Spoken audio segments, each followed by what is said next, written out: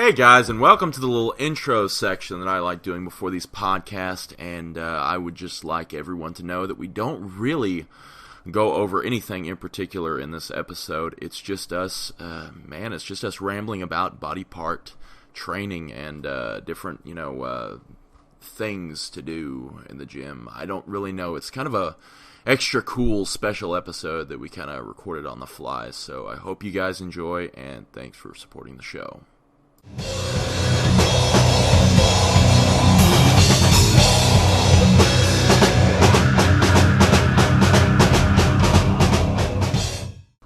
Welcome back to another episode of the Hatecast with your host Bryce Allen, joined by Jamie Lewis. Yo, yo. And we were just having a little bit of off-air conversation about people just over-concerned about being lean all the time and just worry about getting big before you worry about getting lean. I mean, for fuck's sake.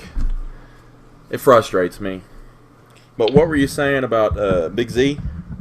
So, Big Z, Zdrunas Savickas, is a world's strongest man competitor. I think he competes in the Arnold as well. Just a gigantic dude. And he recently dieted down to 374, I think he is. And he is ripped to the bone at 374. And, he's bigger than any pro bodybuilder, by far and away. Look at his jawline. Holy shit. Yeah, the man is a monster. He's a monster. And so, as we were just saying, everybody has 80 fucking dickheads who wear wife beaters to the gym, and they're constantly pulling up their wife beater to check out their abs in the mirror. And it's like, motherfucker, we know you have abs. You weigh 130 pounds. Like, nobody gives a flying fuck what your abs look like. Like, yeah. Eat some food. The whole point of lifting is to get bigger. Like, you don't have to have, you want to keep a semblance of your abs. We got this guy that comes in the fucking gym wearing those, like, spandex Under Armour fucking bullshit. Oh, he's got this big-ass gut, and he looks like a fucking idiot. I wouldn't wear that shit unless I was 5% body fat. It's just me having a bit of pride. But, like, you don't have to be ripped to the bone at all times. Like, build some goddamn muscle, then get lean. Any fucking asshole can get lean. Anyone. And anybody who fucking messages us and say, I can't get lean because... You can't get lean because you're a lazy piece of shit. And you have no self-discipline.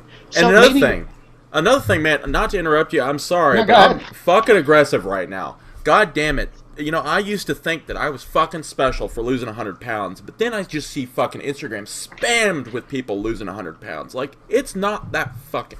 It's not that special anymore. People do it all the time. People lose a significant amount of weight all the fucking time. Keeping it off, however, is another feat in and of itself. But, losing weight, yeah, getting lean isn't... any person can. It's not hard. Please stop making it harder. Because overanalyzing it makes it harder. And I've done a clean bulk, and I've gained over 5 years, I gained about 30 pounds, which to most people seems like nothing, but I was lean as shit the whole time. Like 6 pounds of muscle when you've been training for 15, 20 years is a hell of a lot of muscle to gain. But, is it easier now that I just eat, like yesterday after I had a crazy fucking back workout I was telling you about? Yeah. After that, I went to Chick-fil-A. I had 3 spicy chicken sandwiches and fries, and then went to Dairy Queen and got a large Blizzard with Heath Bar and fucking Reese's Cups in it because you got to feed the machine. And I have abs this morning. They're not great, but they're there. That's the fucking key. People are over concerned about eating clean post workout too. Oh, that is the wrong time to eat clean. I think that's another issue too. Like, I just got done eating candy corn and fucking protein powder. Like, come at me, bro. Come at me. And you're fucking lean as shit. Like, eating clean post-workout makes no fucking sense. Well, if you're one of those people that do, like, prancercise, yeah. Go ahead and eat clean, because honestly, what the fuck are you doing with your life? And if you haven't looked up the video on prancercise, please do so. You will never be the same again. I have not, and I feel like that would just enrage me. I think that you would bust a couple blood vessels. I think this would be the last podcast because you would literally want to off yourself. I might just have an embolism. Of course, in the meantime, you need to watch Prancercise with whisper porn on top of it, too. Oh, yeah. Yeah. So that'll be fine.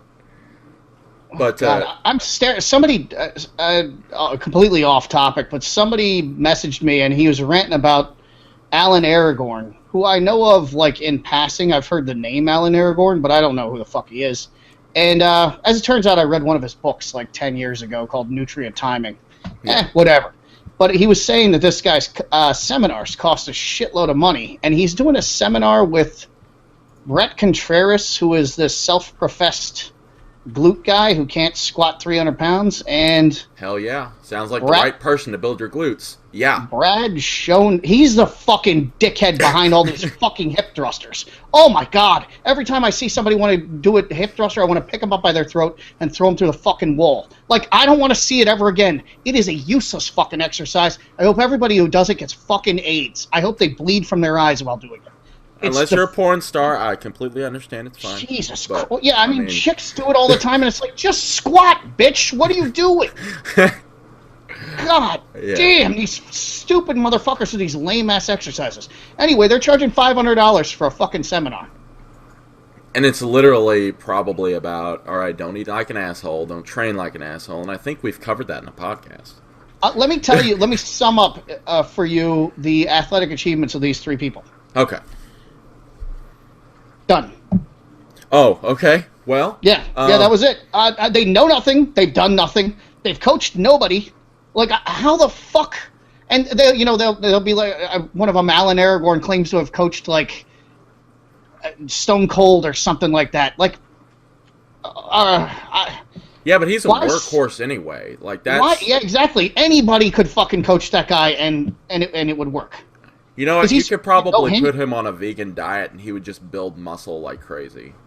I fucking love Stone Cold. I'm sorry. He's a fucking master. But so yeah. Speaking of vegan, are they at least lean? Are they lean? Oh, here's the best part. This guy Brad Schoenfeld lists himself as a hypertrophy specialist. If he weighs 175 pounds, I will eat my laptop. Okay. There's well, that not answered a one my of them. question. I mean, Alan Aragorn looks like he's seen the inside of a gym a couple times. He has all his people do that stupid fucking pose that bodybuilders used to do, where they do a right front biceps and then they point their other hand up at the ceiling. Okay. Whatever that pose is called. Looks like kind of an archer pose or something like that. The Ziz?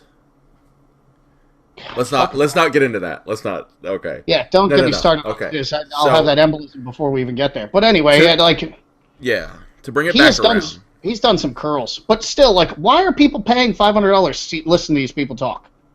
I'll look into it, and maybe we can find the answer to that in another podcast, and we can kind of touch on the ridiculousness of some seminars right now. Because I can answer the question. The answer is because they're fucking stupid and they have too much money. Like, they are giving mom and dad's hard-earned money to these people instead of food. Yeah, whereas they could have spent that $500 on any amount of fucking brisket, and they would definitely benefit far more from that. They could buy a deep freeze, put some brisket in there, put some chicken in there, and get some goddamn gains, but instead they want to spend it on some seminar that they can. And these guys publish all their information online too. I bet, like it's probably out there, right? There's a really 2-hour speech by Brett Contreras on glute training. 2 hours. That's a lot of ass. Holy fucking shit! What kind of person wants to listen to that shit? Well, now that we're fired up, let's give people what they want to listen to. So, the topic of today... I'm taking this off my screen before I have a fucking strip. ...is body part training specifically, let's just say throwing a wrench into your own program for maximal gains, All right. We're not saying muscle confusion, right? But we're going to go over some training principles that we think is something that people can kind of implement into their own programs. But before that, we do have some questions from the previous episode that people want answered. So you ready for those before we get into the topic? Let's do it. All right, so this one is from a YouTube comment. Can you get Jamie to elaborate on why he thinks squatting every day is retarded? I'm hoping to build a squat that doesn't make me want to kill myself and figured getting really fucking good at it was the way to go. Okay, so there's something to be said for what's called greasing the groove. Pavel came up with that term, insofar as I know, and that is basically training your body to do the exercise like you've got a perfect bar path and a perfect biomechanical pattern ingrained in your brain for doing the exercise. There's something to be said for that, but at least for me, like once you get to, well, actually, just training top level, because the idea is you work up to a 1 rep max that day, and then you do some percentage of your 1 rep max for a certain amount of volume. Well, for me, when I do a 1 rep max in the squat, there is a considerable portion of my brain devoted specifically to terror, because I've got so much fucking weight on the bar, like if I have a misstep, it's going to kill me. So right. It's mentally exhausting to do a 1 rep max every fucking day on the squat. On top of that, I have never in my life found that squatting 3 times a week does anything more for me than squatting twice a week does. And I don't even do a full squat both days. I'll maybe do a full squat one day, and then the other day I'm either doing partials or jump squats, or partials and jump squats, or just doing machine work or something like that. But I really don't find that training the same exercise twice in a week helps me particularly. And I like to do variations on a theme as opposed. So if the theme is squat every day for a couple of weeks or a few weeks, yeah, I mean, you could try to work some legs in every day. I personally get so fucking sore from doing that I can't, like, my training isn't necessarily effective. Yeah. And I mean, I guess if you train at low intensity, yeah, whatever, go for it, fuck it. But I mean, why are you bothering anyway? Yeah, and I'm of the same opinion too. It's like at a certain point, if you have enough weight on the bar, which I hope everyone here knows to squat heavy for them, right? Like, don't fucking put 10 pounds on the bar because you're supposed to be squatting every day. Like, go heavy for you. And if you have, like, for instance, 315, 405. 495, something like that on the bar, and you try and do that every day a week, you're going to die. Don't do that. Or on the opposite end, your other lifts will be affected, so you will have a less effective deadlift. You have a less effective bench because something will hurt eventually. And it all has to do, I think, with like this whole knee sleeve, elbow sleeve, wrap, belt, everything, all the equipment at once crowd that is in here now, right? They can get away with it because they put fucking band-aids on everything. But I want you to try this. If you're squatting every day right fucking now, you do that shit without a belt, you do that shit without knee sleeves, you do that shit without any wraps, you will be hurt. And yeah, especially you try squatting every day with no wrist wraps. Your hands will fall. Your hands will fall the fuck off. Your wrists will hurt so goddamn badly. Your hands will fall off. And we're not talking about, like, pussy squats, right? We're not talking about that little hop thing that people do, right? Like, you fucking go down. You go fucking down, okay? That's where you should be, in the fucking hole. You do that 7 days a week with some significant weight, that's your back's going to hate you, and your chiropractor's going to love you. Yeah, the whole thing comes from John Bros, and he had one lifter who had insane gains. I'm not calling bullshit on what they claim that he did, but I honestly, I don't think you can keep that pace up as long as they claim that he does. And I will say that, for the guys who are, this was a trick that bodybuilders used to use, where if they had body parts that were really dominant and then they had some that were lagging, they would take a couple weeks, like 4 weeks, and blast the fuck out of those body parts and basically, like, just do bare bones maintenance work for the others. Like, if you're super top heavy and you want to just go balls out on legs for a month just to bring them up somewhat, yeah, why not? But I don't see it as squatting's not that fucking hard. It's not that difficult to get a good squat. All you have to do is change your mindset as opposed to changing your program. Yeah. Stop being afraid of the weight on the bar. Just convince yourself you're the shit and go after it. And don't, if you're a taller individual, learn to sit back, which is something that I think a lot of people... For everyone, you should learn to sit back. Yeah, because that is another issue that I'm seeing in the gym. Like, if you look at somebody squat right now in your basic commercial gym, you'll see them, like, squatting with their knees and not their hips. Sit back, for God's sakes. Sit back. But I also have my own opinions on and we'll discuss this a little bit later if you want, about bringing up weak body parts, because we can kind of go over that in this body part segment, right? Cool. So the next question I want to get to here is another one from the YouTube comments. He says, so wait, are peanuts and peanut butter okay now? Because I remember an article in which Jamie said they're basically protein poison, or protic poison.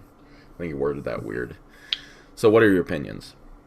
Based on the science that I've read, peanuts will give you cancer. It's a matter of time. It's all cumulative because they have aflatoxins in them which do not get excreted from your body, so they are going to build up in your body, and at some point they will give you cancer. I mean, you're going to get cancer sooner or later from something, so it's really nothing that you have to go crazy worrying about, but I mean... There was a guy, Bill Peanuts West, who was a trainer in the 50s. I don't know what the fuck he died of, but I don't think it was cancer. And basically, he just lived on peanuts and milk. Right. How did that work out for him? What did he look like? He was pretty tubby. He was a tubby guy, but I mean, he was strong as shit, but he was pretty tubby. Okay.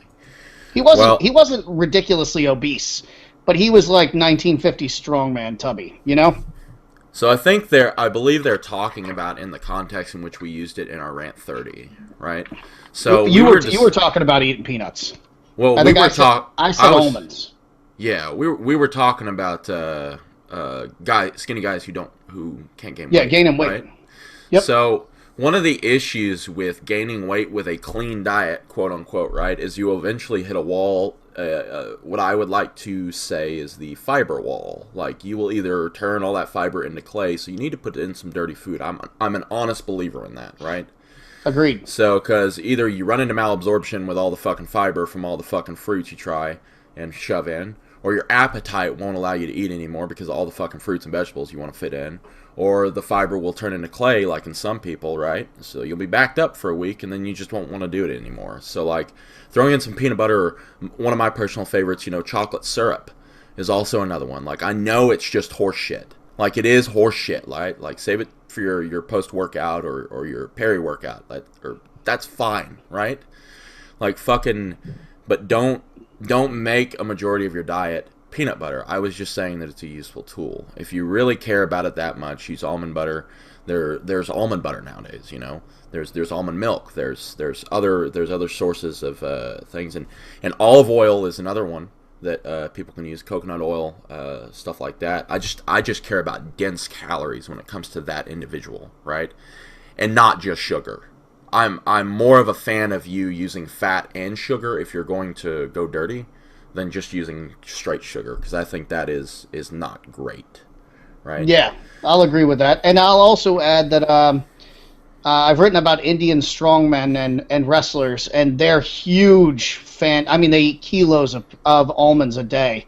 And for the lower level wrestlers who can't afford almonds, they eat chickpeas like a motherfucker. I personally would rather not. Yeah. I'd rather not eat. It's like they taste like dirt. But like when I did the paleo diet, like real strict in Austria, almonds were the thing that I ate throughout the day. I was eating like a half kilo of almonds every day. So and cashews are another example too. I mean, cashews are fun. I would not go with cashews personally because cashews are actually poisonous when you eat them raw, and so you are getting some poison in you. I forget what poison it makes, but they're related to the poison oak and poison ivy. Well, that explains why my taint itches. It'll be fine. But it's fine, man. Don't worry about it. I've been meaning to have it looked at. It's okay. Don't worry. But I mean, it's fine. Like, if you eat some peanuts or peanut butter, you're not gonna die. But just keep not it in immediately. moderation. Well, not immediately. Yeah. Yeah. But But that's just like those people who use the argument like, what's better, alcohol or cigarettes? Like, stop. You know, it's just whatever. It'll be fine. Like, choose your poison. You'll be fine. But it's not that big of a deal. Like, people they're over concerned. Like, orthorexia is a big issue now too. Like, trying to be way too fucking healthy, right? And not allowing yourself to have anything a little bit unhealthy. And that's just, that in and of itself is unhealthy. But that's for another time. We'll discuss that. What are they, just like run around wearing helmets and shit? No, they fucking eat lettuce, or I don't fucking know. Like, orthorexia is a real issue, and I know it is in a lot of bikini competitors too. Like, a lot of bodybuilders and bikini competitors, and like they have every fucking mental health issue that a person could have. Yes, so it's very prevalent in the industry that we're in. But it's one of those things where, like, you're gonna fucking stress over putting peanut butters, like, over gaining weight. Like, fucking use peanut butter. If you don't want to use it, use something else. It'll be okay. Okay? Yeah.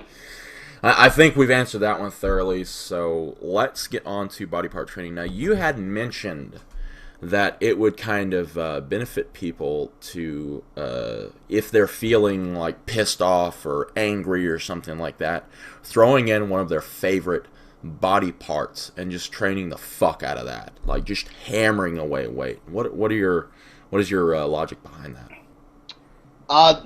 There's no real... I'm not going to say I have a lot of scientific backing for that suggestion. It's just that whenever I'm having a really shit day, I find that going to the gym and doing Viking presses for like an hour and a half, that is the best way to fix that day. Because Viking presses are the most violent thing I can do without actually hurting myself or having really any... Other than occasionally tipping the machine up and having it blast me in the shins, I've never actually hurt myself doing Viking presses. And you can heave around a lot of weight. Everybody will stay the fuck away from you because you clearly are trying to murder a piece of equipment, and you get a great workout in. I'll do the same if I don't have Viking presses to do. I'll still do shoulders. Or if I'm coming back off a layoff or something like that, the workout I always go to is shoulders. I couldn't really tell you why. I hated training shoulders for the longest time. Now I think it's the body part that suffers the most when I take a layoff, and it's the most noticeable body part when you're when you're bringing your body back. Like when you get those caps back on your shoulders, you're like, all right, I don't look like a piece of shit. So shoulders are always the thing I focus on coming back. So that's what I do. It's whether it's push press, sometimes it's just strict military press, sometimes it's Viking press. I'll just go in and go fucking berserk on shoulders, and that's my go-to thing. How about yourself? I actually, you know what? I'm always very, very proud of myself for not using my tallness as an excuse not to do pull-ups, and I absolutely fucking love doing pull-ups now because you don't see many tall guys do it. It makes me feel powerful. It makes me feel unstoppable. It makes me feel like a fucking monster, right? And then when I slap a plate on there, I'm fucking giddy as a schoolgirl. And something about training your favorite body part when you are upset, just like you said, it makes that entire fucking day better.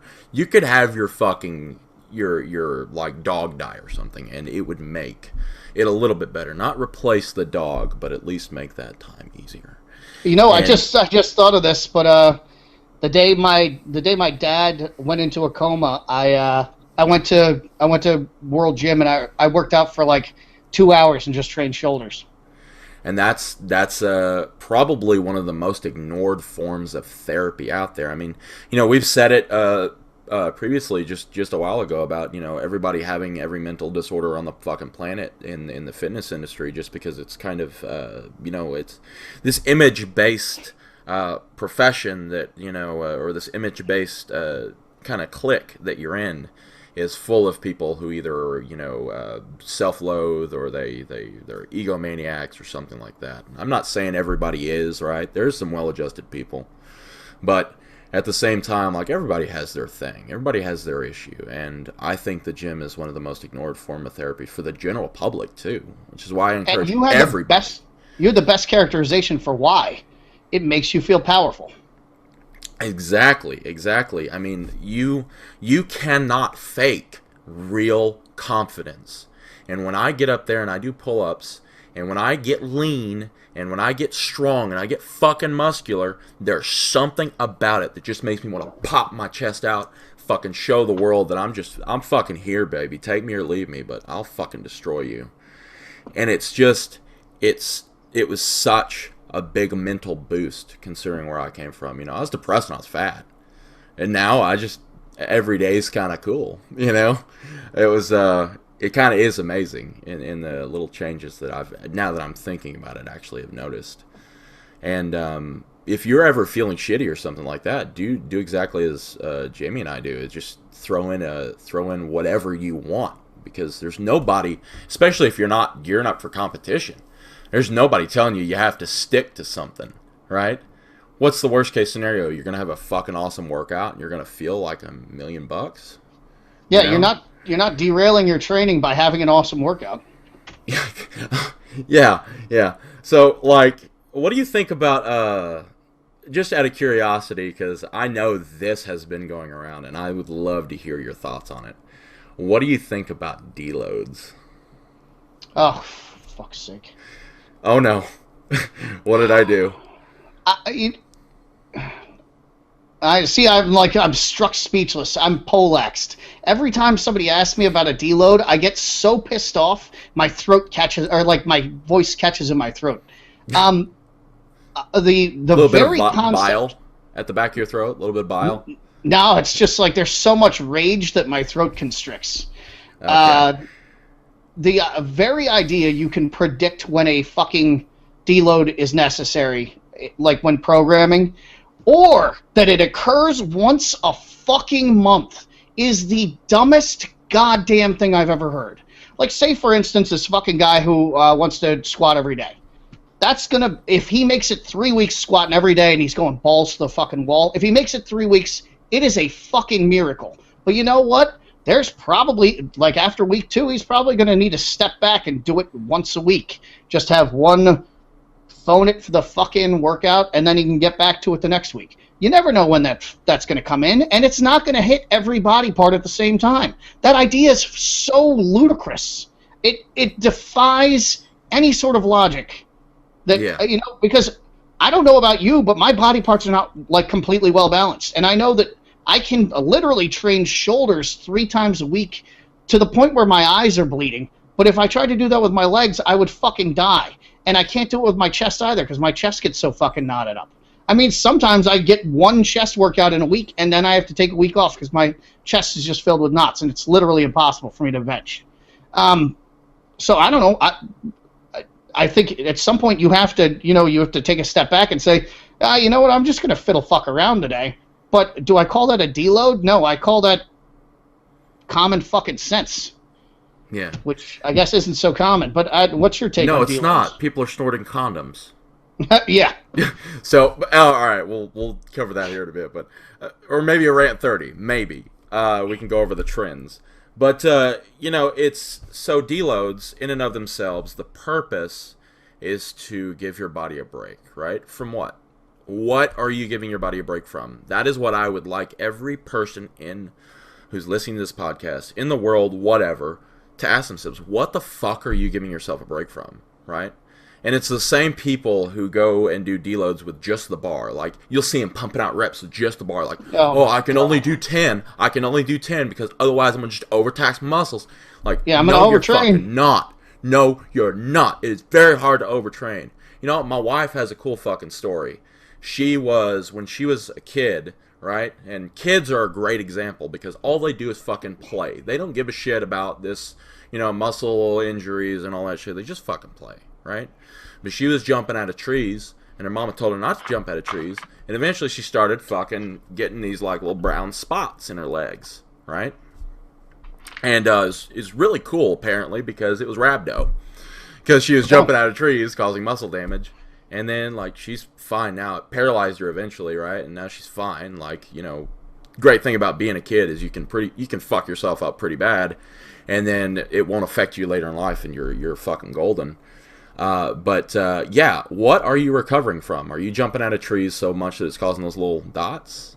Are you fucking like tearing biceps off the bone? What are you recovering from? Because if it's 3 sets of 10 reps of squats, you don't need a deload. If that is what you're fucking recovering from, you don't need a deload. Now, I am a big proponent if you really feel that you need to, especially if you're an older athlete, right? I know that that's an issue with the 40 and over crowd. A planned reduction in volume, but it is a reduction of volume within your working weight. It is not a fucking deload with just the goddamn bar, right? Especially if I have, we had mentioned bringing up stubborn body parts. Something that's helped me is completely, like, if my traps, I just don't feel the pump in them anymore or whatever, I'll just drop trap work for a week and then re-add it.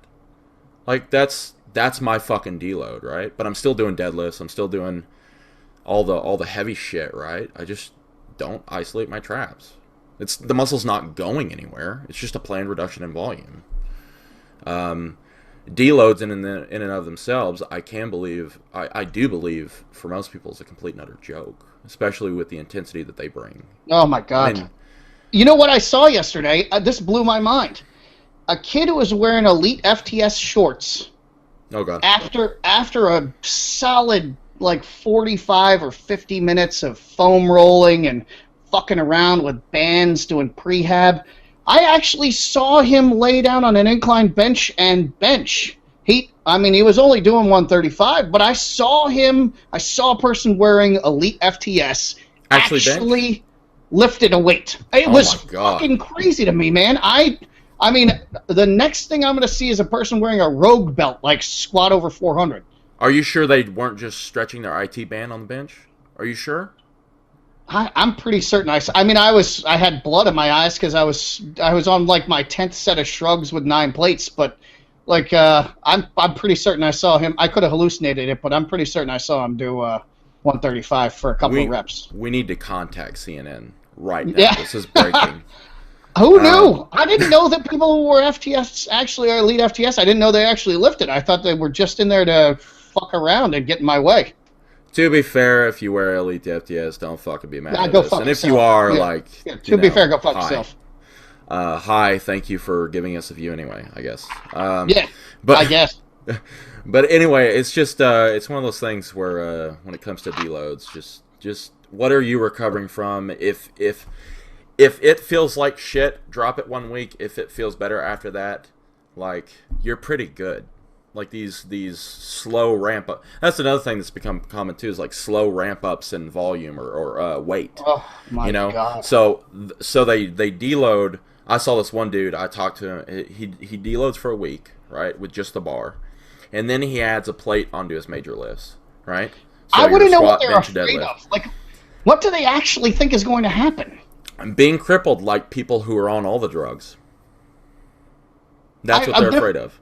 I've never actually... I've seen people get injured in the gym. I've never seen anybody get injured from, training too hard. I've seen them get injured from, trying to bench with a monkey grip and their hands being too slick and the bar falling on their chest, or that video that 11,000 people have now sent to me. Don't send it anymore. I've seen it a million times. Thank you very much. And also, the guy was benching 450 for a double. So I would venture to guess none of the people who have sent me that can bench 450. So maybe just marvel at the fact that the guy was doing a double with 450 and he was handling it with aplomb. And he had a bit of a mishap. That's nothing. And if Elgin Intensity is listening to this, go fuck yourself with your stupid fucking videos, because that guy can't fucking bench 225. So I don't want to say that you should bench with a monkey grip. I'd say maybe chalk your fucking hands if you're going to bench with a monkey grip. I do it. But, just know that the bar is eventually going to fall on your chest. And if somebody happens to film it while you're in the gym, beat the shit out of them if they try to put it on the fucking internet. The end. I think that's sound advice. And another thing, too, is, most of the injuries that you see from people who actually work out hard are feeling the greatest they've ever felt on that day, right? And then they fucking tear a bicep. 9 times out of 10, they're feeling awesome. They're having a great workout, and then the oh shit happens. Yeah, right? When I tore my bicep, didn't even feel like my feet were touching the ground. I felt so fucking good. And it's not because they needed a deload or they felt like they needed a deload. And, oops, well, I guess, I didn't deload, so this happened. I was already feeling bad, and like, no. They felt amazing, and then it just happened. Because those things do just happen. I mean, most of the rips, tears, strains, all that shit is accidents. They're not on purpose. Except if you're one of these yetzes who fucking, like, cat deadlift and fucking, the black cat deadlift. I know, we've all seen those videos where they fucking try and lift things with their, like, rounded back, and they look so Talk all the shit you want, man. The first guy to deadlift 650 at 181 did it with, he blew out all the air in his stomach, had a completely round back, and pulled it with stiff legs. That was his form.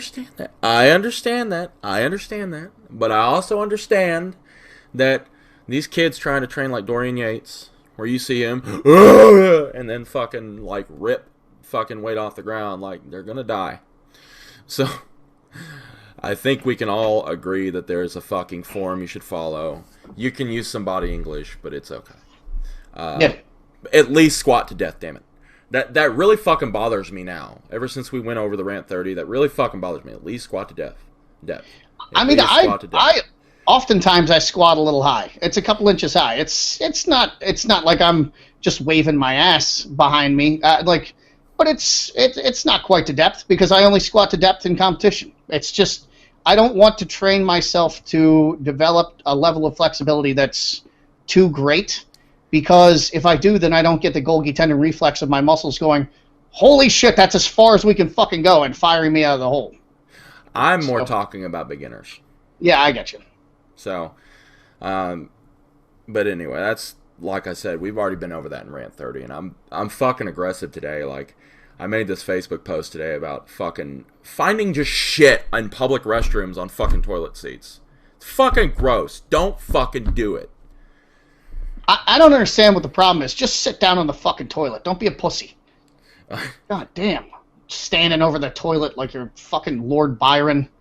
Too good to touch your ass to the toilet seat. Just sit the fuck down. Stop being a bitch.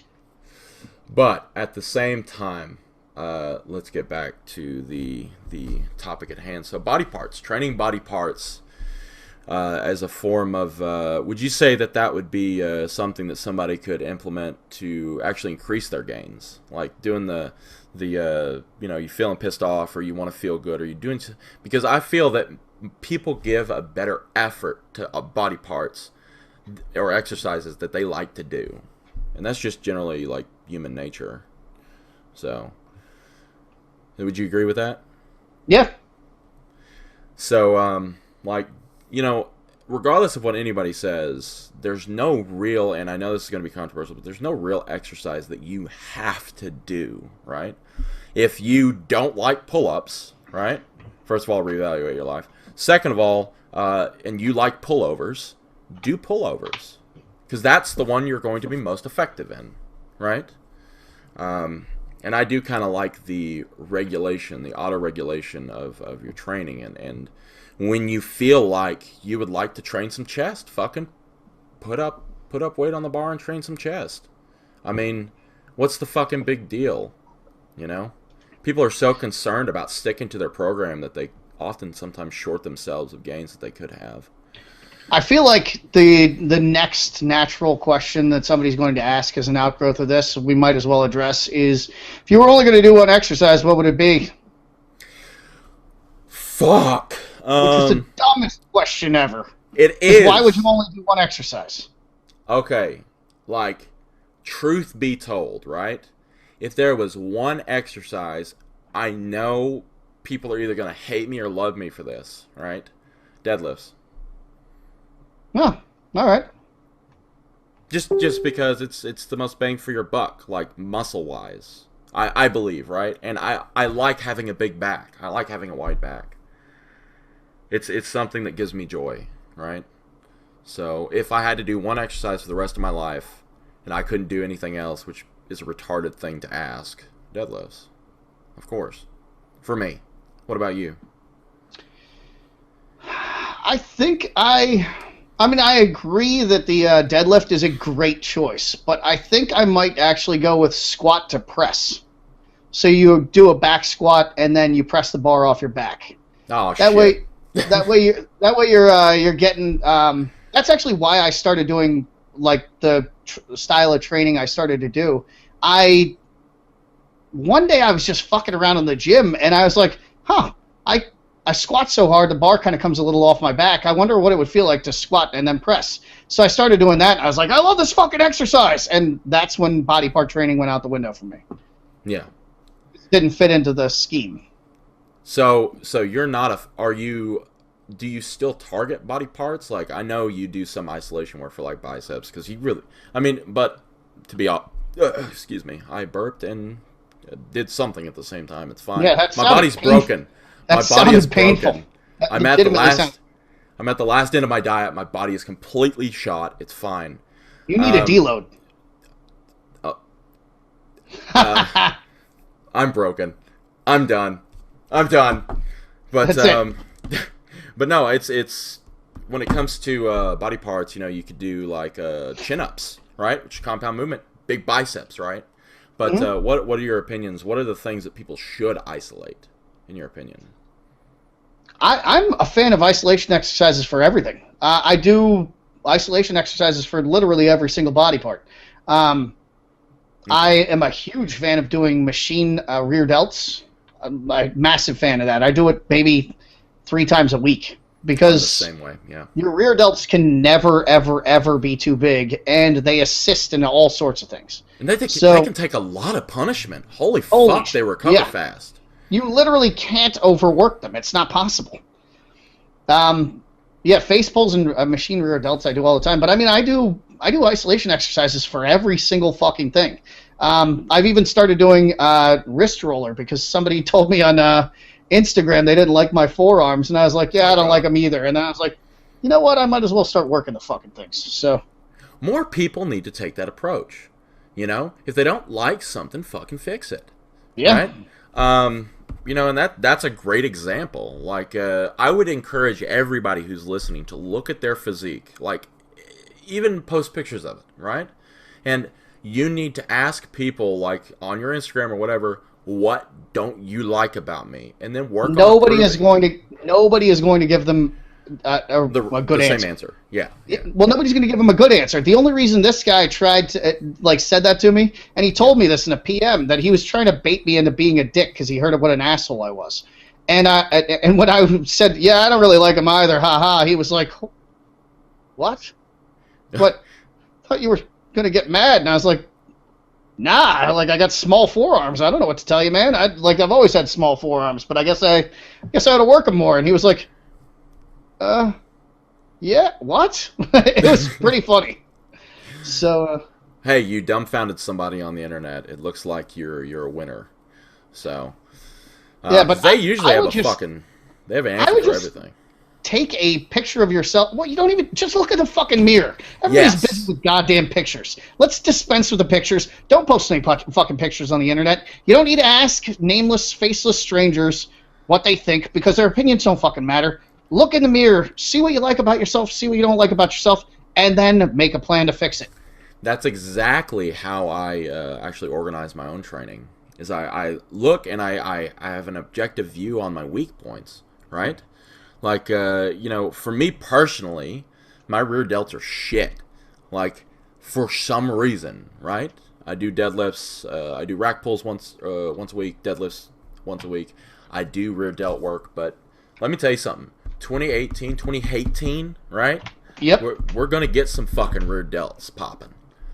I've already got that fucking in the works. And people need to take that approach to everything when it comes to, I mean, even problems in their own life, but I'm not trying to be a life coach here. But it's one of those things, where you have a body part you don't like, fucking improve it. But on that note, we both kind of have opinions about shoulders. Front delts. Can we get into that? Yeah, absolutely. All right. So, would you say, and I know my answer to this, would you say that everybody just overworks the shit out of their front delts? Oh my God, it is. I mean, you see the evidence of it every time you walk into the gym. Practically every person in the gym, their shoulders are pulled forward. I mean, how many people have lost the ability to stand up straight at this point? Every chick is afraid of their tits or something, so they walk all hunched with their shoulders forward, trying to like cover up, and then every guy has benched to the point where his shoulders are like, it looks like he's trying to curl into the fetal position while walking. It's a fucking embarrassment. Those are the same guys with chicken legs, by the way. Yeah, They bench 3 times a week, and then they sit there and do like once, right? And they do like leg extensions instead of squats. So, we know who you are, bro. Don't worry about it. There's nothing wrong with bench bros, because bench bros have great benches. But, like, throw in some fucking back every now and again. It's not going to kill you. Yeah, and rear delts, like we were mentioning, is kind of one of the things responsible for pulling your shoulders back. So like chest, high and showing, proud, shoulders back and down. I mean, that's a posture you should be kind of shooting for. And yeah, I mean, sitting at your desk all day doesn't help. So if you're listening to this podcast, go out and do something that's going to help your posture. Your lifts will improve too. I have some news for you. If you improve your posture, your lifts will improve. So, and you also just won't look like a pussy skulking around the world. Yeah, you won't have your fucking hoodie on in the gym, fucking hoping nobody looks at you. You just look defeated. Like, all the chicks that walk around like that look defeated. Also, they look like they're going to grow a fucking hump. I can't stand it. That is one of my pet peeves with chicks, is walking around with your fucking slumping around. It's like, my mom used to say to my sister, like, where's your string? And then, like, act like she was pulling a string up from the top of her head. I don't know, it's a ballet thing, I guess. But, like, yeah. For fuck's sake, stand up straight.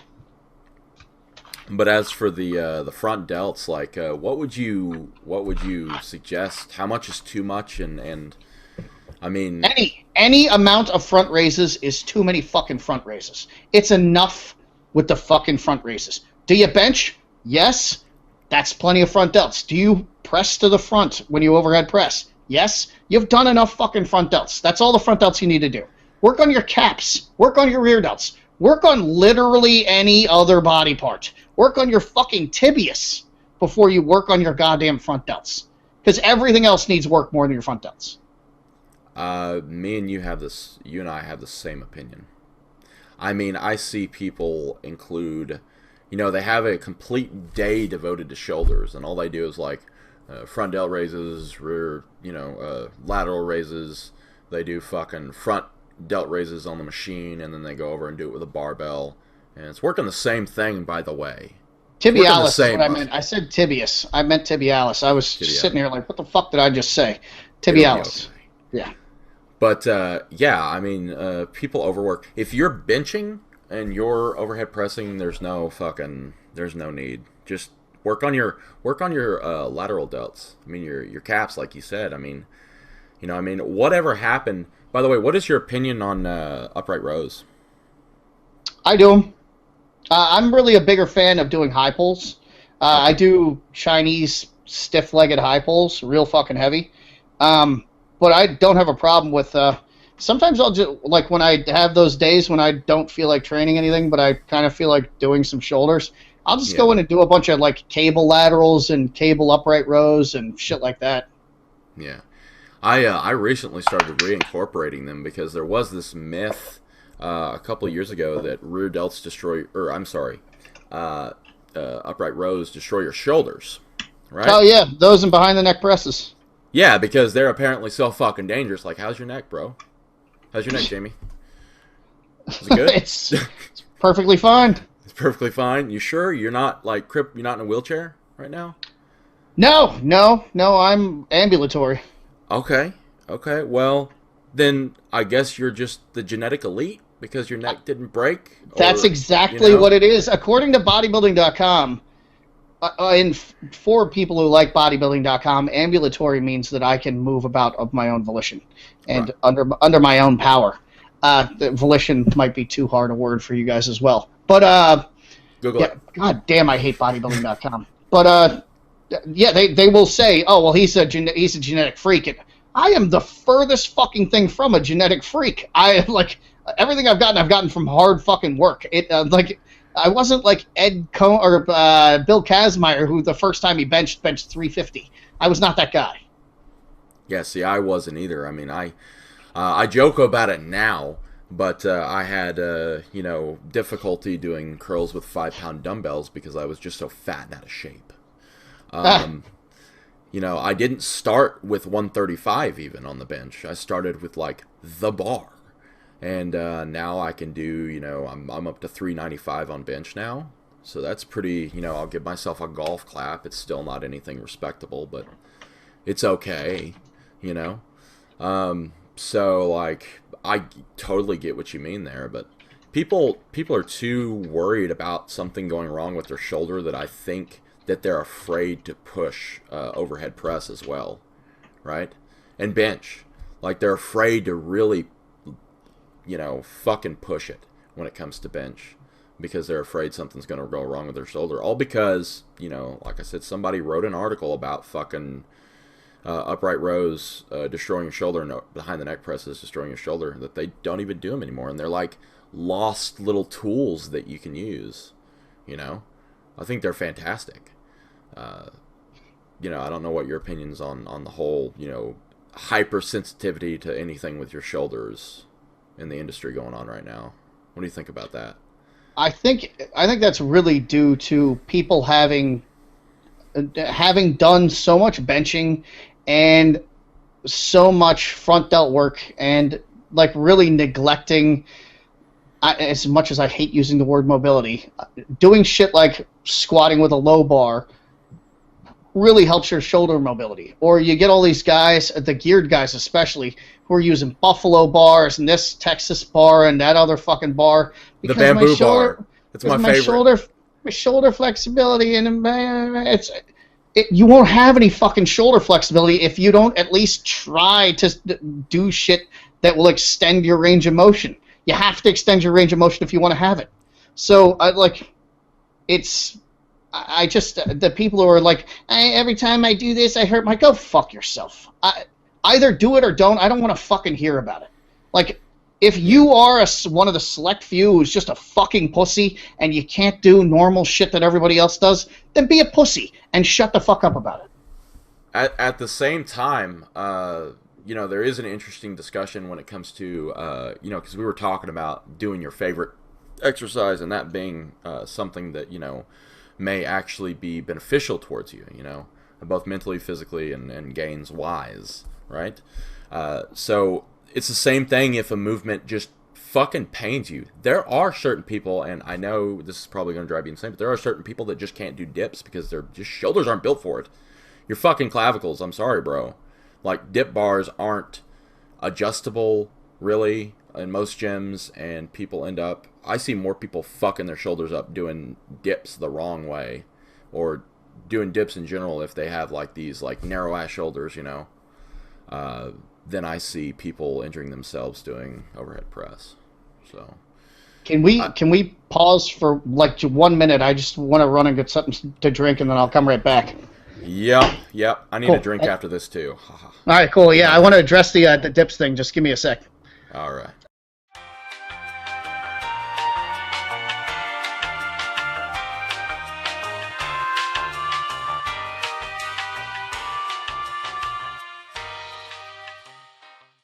All right, and by some miracle, we are back.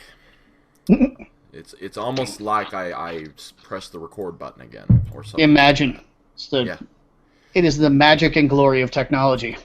So, dips. You wanted to go over dips. Oh, yeah.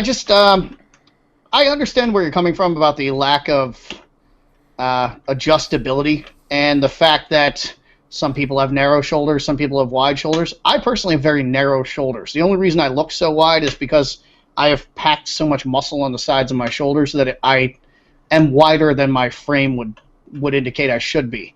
I really think, again, it just comes down to like training the range of motion So if your shoulders typically hurt you on the dips, slowly descend into a full stretch position and put your toes on the ground so you can take a little weight off your shoulders and just sit there and stretch them and then jump back up to the top and do it again. And if you do that every day for a week, you just kind of practice that range of motion and get that stretch in there and kind of loosen everything up. After a week of doing that, maybe 3 sets of 5, you should be able to do dips the next week. Kind of like negatives on pull-ups. That's exactly like negatives on pull-ups. Okay. Yeah. I'll go ahead and give that a try. I've had problems with it just because of my height and range of motion, I guess. Well, height isn't a thing. Height is not a word. But Okay. I'm guessing you mean height. Height, yeah. I'm just a dick. Oh my god. Man, you know what? Actually, if someone wants to inbox him, DM him just a completely garbage sentence, and then keep inboxing him just garbage broken English, that's one way to make him be a dick. Trust me. It'll be okay. I get that all the time anyway. So, I mean, I got an email the other day that was, I think, 8 lines long, and it was 1 sentence. Okay. Yeah, Wayne sent it to me. He was like, "You're gonna have to answer this. I can't." And I looked at it and I was like, "My God, I have a splitting headache looking at this." I had to sit down and parse it. Like I had to put it in Notepad and make it into sentences and try to figure out what it said. It was fun. Yeah, and by fun, I mean not even slightly. It's like people forget in this day and age that English is still a thing. Yeah. Now it's all tech speak. So. Fuck me running.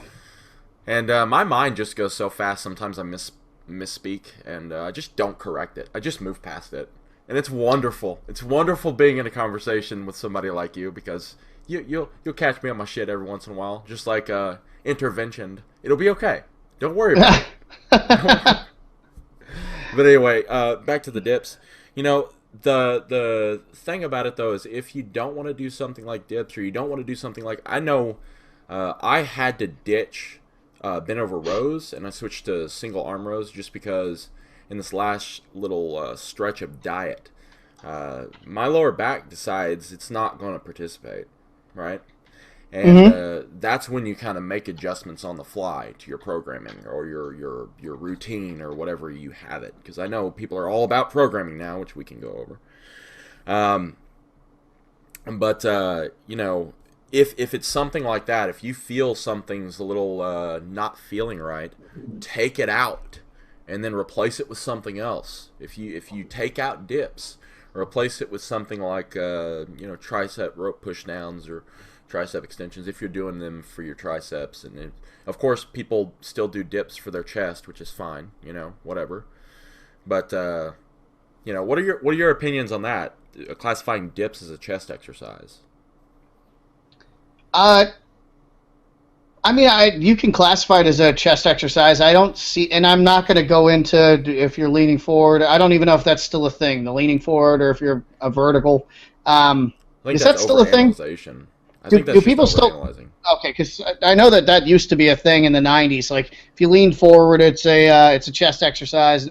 That's how you knew what day to put it on your body part program. But it's really it's an upper body squat is what you're doing. You're doing an upper body squat, so it is hitting all the same. Like it's doing the exact same thing. It's hitting a lot of different body parts, and I just reincorporated it into my workout this past week. I had stopped doing it because I kept breaking belts. In Vienna, I think I went through 4 belts, and the gym finally was like, "Look, we love you, but you got to stop dipping because we don't have the carabiners can't handle it, and the belts can't handle it because I was tearing the leather, the carabiners were exploding, plates were going everywhere, and so I just was like, fuck it."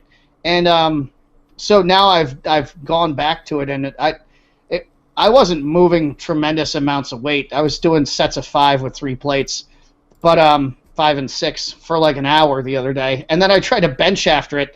That went poorly. I had nothing left for benching. I mean, I worked up to like 345 for a single, almost dropped it on my face, and I was like, no, if that's the best I got, I think I'm done. Yeah. And I think another problem with them is people add them into the either beginning of their chest workout or the end of their chest workout, right? When they're doing, like, in the same day, this is just a bullshit example, but I've seen people do this, right? Like, they'll do bench, they'll do flat barbell bench press, then they'll go over to the decline, then they'll go over to the incline, right? And then they'll go do front delt raises, and then they'll go do their overhead press, and then save the dips for last because they classify it as a tricep movement, right? And by that time, you can't fucking dip. You're done. Like, you're pretty much at the end of your tank when it comes to energy reserves, and if you want to be proficient in something, just like if you want to be proficient at pull-ups, tack it on towards the beginning of your workout. Now, if in a perfect world, the way that I would add dips, if you absolutely have to have them, like I said, there's no exercise you absolutely have to have, but if you absolutely have to have them, put them on your arm day. Perfect. It fits perfectly. Do them first. You know? What are your opinions on that? Where would you fit them in? If you're doing unweighted dips, I'd put them in on arms day because I generally make my arms days fairly high rep. Yeah. But, I mean, for the average person, I don't know where the fuck to put them in because, I mean, if I'm doing a set of unweighted dips, I'm doing 50 to 75 at a clip. So, for the fat guy who can only do 3 dips, I would put it on chest day probably, and just have him do negatives like I'd have him do with pull-ups. It all depends on your level of proficiency in dips, I think. Yeah. And I also got something I forgot to mention. I also got a question about, speaking of the incline, flat, decline guy that we all see at the gym, right? What do you think, and I know my opinions on this, what do you think about those guys that just add every single chest exercise to the goddamn roster when it comes to his chest day, right? And then does absolutely nothing else that day? I think that's a guy who's read Arnold's Encyclopedia of Bodybuilding several times. Okay. So good thing or bad thing? Again, the bench bros have the best benches in the gym. It's just fact. Every time I've ever been in a gym that had a guy who was truly dedicated to benching, he was fucking awesome at it. So I mean, you get your starter level bench bros that don't bench that well, but you'll see. You know, you take your average kid who's doing whatever the program is in vogue right now. He's doing the vertical diet, and he's doing, I don't know what fucking programs are popular right now, but whatever cookie cutter program he overpaid for, and he's doing that. Yeah, his squat's going to go up faster, and his deadlift's going to go up faster. But I guarantee you that bench bro is going to be doubling that guy's fucking bench by the end of the year. Yeah. Well, see, my opinion is changed because I used to be one of those guys that everybody loves chest work. I think that's fucking universal. Okay. I fucking despise. The only thing I actually like doing right now, which is a testament to how much I hate bench, or how much I hate chest, is I really like the free motion style chest exercises. Right. So like the hammer strength. No. I'm talking about free motion. It's a combination of like a machine and a cable. And they'll give you all kinds of different ranges of motion and angles and all kinds of shit. I enjoy that. I'll have fun on that, but and I get a big pump and shit. But as far as chest goes, as a general rule, it's a necessary evil that I do because I have to. Yeah. Well, most people, like doing chest. So let's talk to those people real quick. Look, if you're doing decline and flat on the same day, you're hitting the same muscle group. That is true. You're doing the exact same thing. So instead of loading up the flat and loading up the decline, pick one of those and do just if you really want to 6 sets.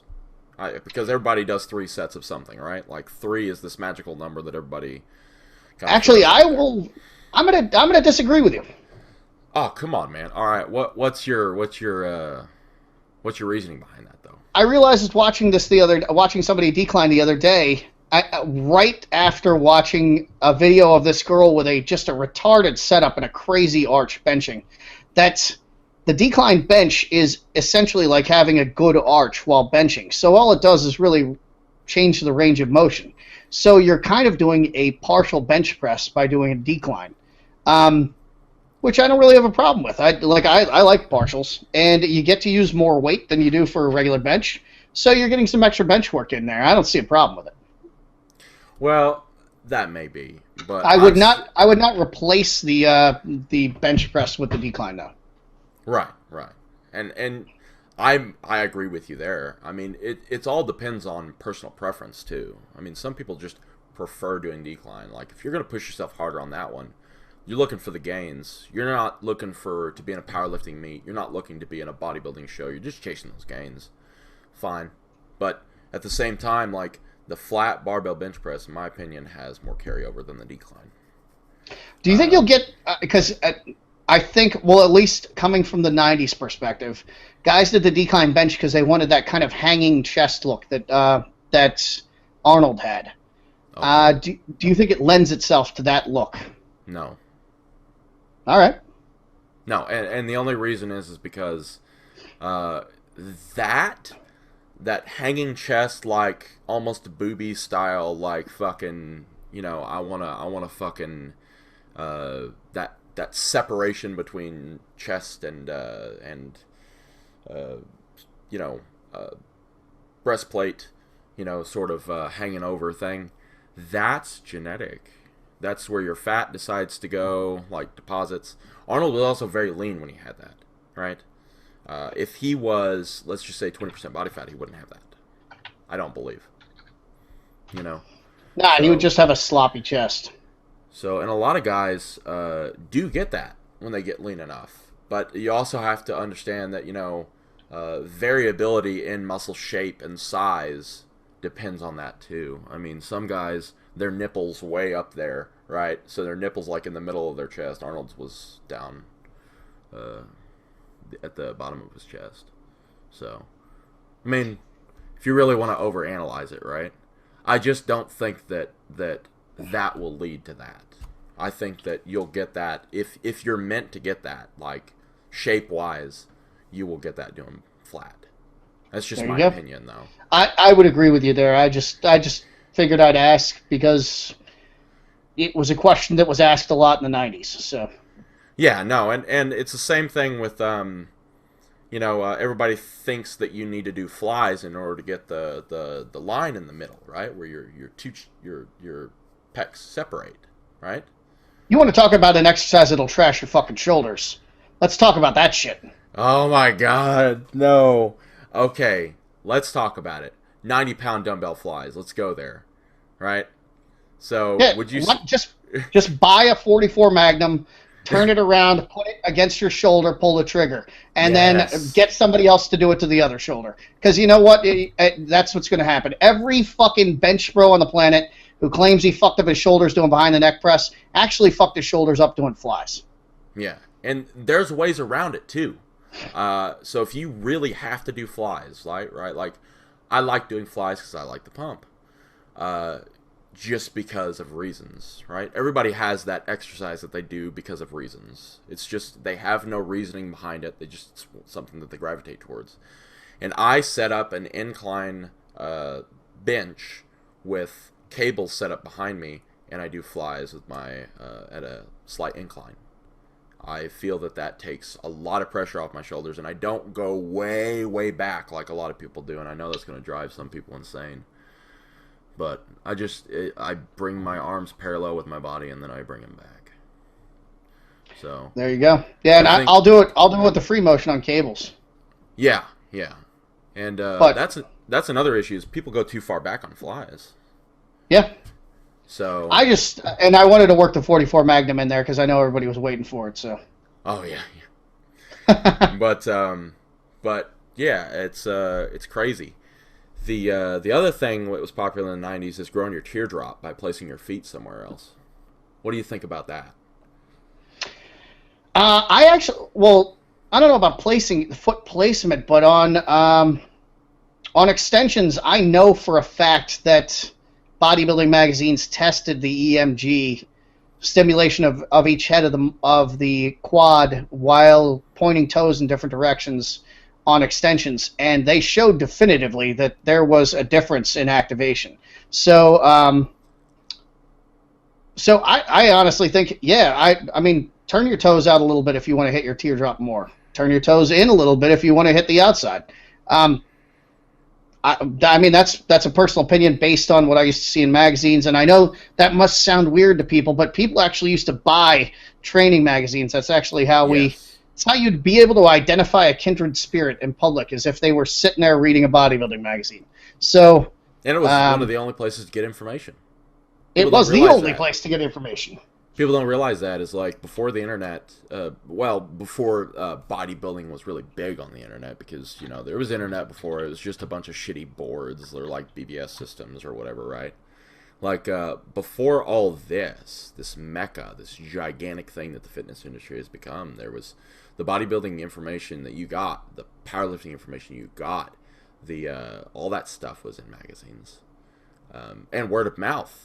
You know, that's something I don't see in gyms anymore either, is people coming over saying, hey, I noticed you're doing this, but this, you know, really helps. That's because everybody's so fucking defensive now. They get all butthurt. Or they're afraid. They're afraid to go up to somebody. Like, they don't know that you can actually socialize with another human being without a phone in front of you. I'll tell you this, though. I fucking despise, like, in the general course of my life, I will not discuss training. It is the least interesting thing on earth for me to talk about. So, I mean, we used to... well, I mean, it's so fucking easy. It's so easy. There's no reason to discuss it. And also, you're wasting mental energy that you should be applying to your lifting when you're talking about training. So all these fucking dickheads, and I've written about it because it's scientific fact, all these dickheads on Reddit talking about fucking training all day long are destroying their gains. They're paralyzing themselves by overanalyzing everything. Well, but they're also wasting the mental energy they should be applying to simply focusing on training while they're training. They're wasting that fucking around on the message boards, and then they're further diluting the efficacy of their training by taking fucking pictures the entire time or filming every last stupid thing that they've done in the gym. Nobody gives a shit about. Right. And then also... which brings to mind, I saw a video, and it was the only funny video I've seen of a bench fail ever, of this black guy getting all hyped up, and he's shirtless, and he weighed at least 185 pounds looking at him. Yeah. He gets all hyped up, he's going to bench 225, and he drops it right on his fucking forehead. I mean, slams it into his forehead. It was fucking amazing. Like, maybe if that fucking dickhead had spent less time disrobing and filming himself, he would have gotten that fucking single, which would be unimpressive anyway, and nobody should ever film 225. Ever. Never, ever, ever. Unless it's a chick. If it's a chick and she weighs 130 pounds and she's benching 225, fucking have at it. Or if she's in some good yoga pants. I wouldn't mind that either. You know, you're free to do whatever you want. Just go ahead and tag your boys, and it's okay. Like, oh my God. And she'd also tag FitFam and every other... Jim Hair Don't Care, Girl Power, every other fucking stupid thing that it just makes me... Hashtag no makeup but has obvious highlighter on. It's fine. Oh, yeah. Fine. Hashtag no filters. There's obviously some shit happening there. Heavily edited but no filters, yeah. Yeah. But that aside, I mean, you know, just like you were saying, the over-analyzing aspect of training is kind of annoying to me too. Just like we were talking about the teardrop thing, you know, growing your teardrop this way, that way, this way, that way, like turn your foot, fucking like stand on one toe. It fucking doesn't matter. Just squat heavy and you will grow. You will grow. And that's what you should be concerned about. You shouldn't be concerned, you know, unless you're, you know, of course, competing very seriously at the top 1%, but you're not. You are trying to build a better physique, and one of the ways in which to do that, one of the most effective ways, is to stop overcomplicating things and start just doing. Unless you have an appreciable amount of muscle and you've done what we said to do earlier in this podcast, and look at yourself in the mirror and you're like, my teardrops could use some work. Then play with the angle of your toes and see what happens. That's true. But if you've only been training for a year, you don't have an appreciable amount of muscle on. So, come on.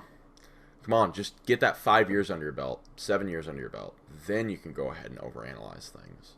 And I'm sorry, man, but these people who are like 3 years into training, they're sitting there, they're acting like experts already. They're sitting there, they're fucking talking down to people because of the questions that they ask, right? And they squat, what, 315? Here's a golf clap. I mean, get bigger. Get stronger, and we'll listen. Sorry, I'm very aggressive. Nah, there's nothing wrong with that. God damn, fucking diet. Literally made of aggression over here, so. But anyway, I think that brings it to a good stopping point here. Because we covered a lot. And we can go over more. If you wanted to know anything else that we did not cover in this video, as always, you can ask in the comment section below. We do not mind that at all. In fact, we answered 2 whole questions from your comments in the last video. So look at that. It only took us an hour and a half to answer 2 questions. You know what? It'll be fine. It'll be fine. That's my answer for everything, right? Like, I could lose a limb, and I'll put it in the freezer and just, like, duct tape it. It will be fine. Don't worry about it. But as always, if you're not subscribed, please subscribe. That helps us. If you are here and you have a social media, please share the link on your Facebook, your Twitter, what the fuck ever. We need to get this thing global, right? We need to take over the world. We need more people to listen. We need to grow our fam, our fit fam, just like the squat girls, right? Hashtag no filter.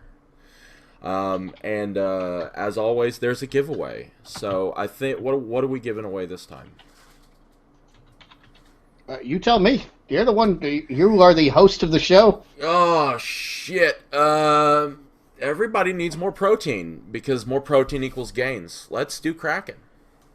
All right. You know what we could do right now, as a thank you to people for listening to the podcast. Yeah. I could actually give them the new formula for Cannibal Inferno and tell them what the new name is going to be. Oh shit! Yeah. Oh man. So that is in the works. That is like almost like done, right? We had the formula. Yeah. We have the name.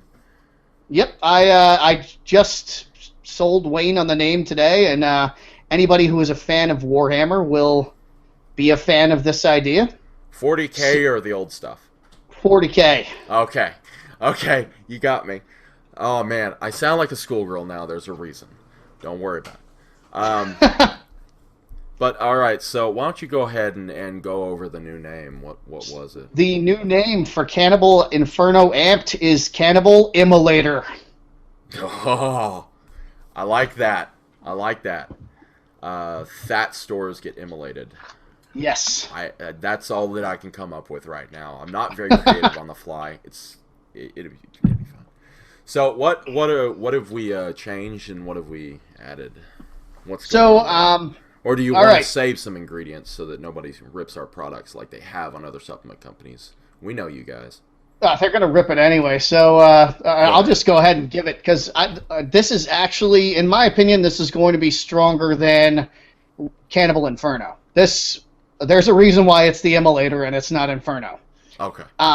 So we've got 650 milligrams of acetyl L-carnitine. Okay. Fatty acid mobilization is the name of the game. Yep. Right. Yep. 300 milligrams of caffeine. Right.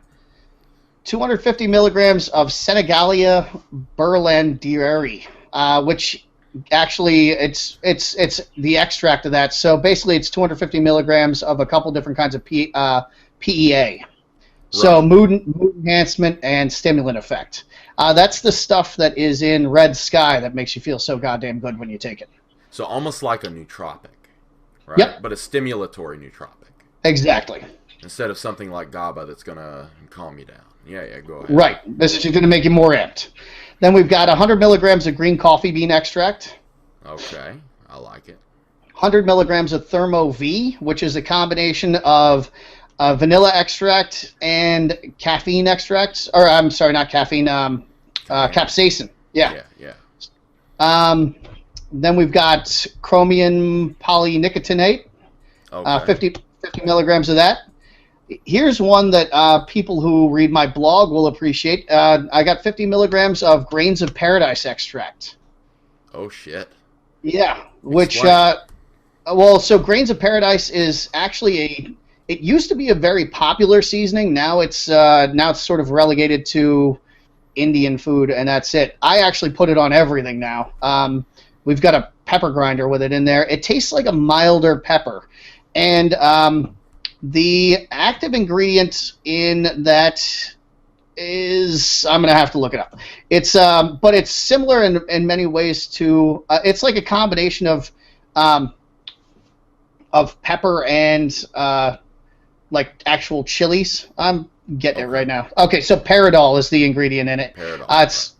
It is an aromatic ketone, and it increases total body expenditure, like seriously. So when you're at rest, your body, your metabolism is ramped up, and you are burning calories at rest just for no reason whatsoever. Right. Here's the exciting part of it. It raises the shit out of test levels in rats.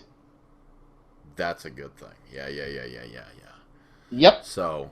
And it also helps balance blood sugar. Okay, so it's like almost panacea. It's Yeah, it really is.